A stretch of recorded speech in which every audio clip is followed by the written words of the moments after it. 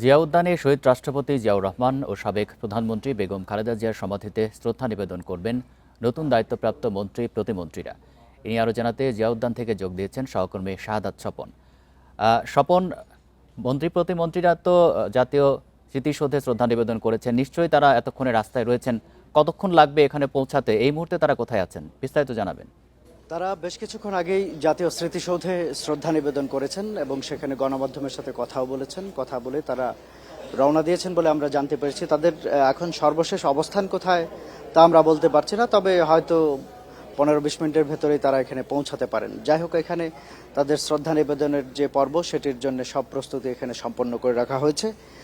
জাতীয় স্মৃতিসৌধে নতুন যে গতকাল যে নতুন 6 জন মন্ত্রী প্রতিমন্ত্রী শপথ নিয়েছেন এবং দায়িত্ব নিয়েছেন, তারা জাতীয় স্মৃতিসৌধে শ্রদ্ধা নিবেদনের পর গণমাধ্যমের সাথে কথা বলেছেন এবং আমরা জানতে পেরেছি যে ডক্টর আব্দুল মঈন খান, যিনি স্থানীয় সরকার পল্লী উন্নয়ন ও সমবায় মন্ত্রণালয়ের দায়িত্ব পেয়েছেন, তিনি তার প্রতিক্রিয়ায় যেটি বলেছেন যে প্রধানমন্ত্রী তারেক রহমানের নেতৃত্বে যে নতুন সরকার, এই নতুন সরকারের কে সফল করার জন্য তারা তাদের সর্বোচ্চ চেষ্টা করে যাবেন এবং এই প্রত্যয়ই তিনি সেখানে ব্যক্ত করেছেন। পাশাপাশি পররাষ্ট্র মন্ত্রণালয়ের নতুন প্রতিমন্ত্রী হিসেবে দায়িত্ব পাওয়া হুমায়ুন কবির সেখানে কথা বলেছেন।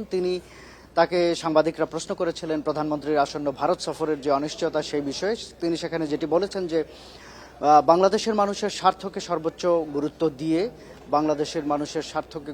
দিয়েই তারা বিবেচনা করতে চাচ্ছেন এবং এই বিষয়ে যদি যে আলাপ আলোচনা চলছে দেশের স্বার্থ রক্ষা করে যদি আলাপ আলোচনা সুফল হয়, সেক্ষেত্রেই প্রধানমন্ত্রীর সফরটি হতে পারে। অর্থাৎ সফরের সুনির্দিষ্ট দিন তারিখ এখনো নির্দিষ্ট হয়নি, এটি কিন্তু তার কথায় জানা গেছে এবং তিনি যেটি বলেছেন যে দেশের স্বার্থকেই সর্বোচ্চ গুরুত্ব দিয়ে তারা এই ভারতের সাথে আলাপ আলোচনা চালাচ্ছেন যে আসন্ন যে সফর, সেই সফরের বিষয়ে।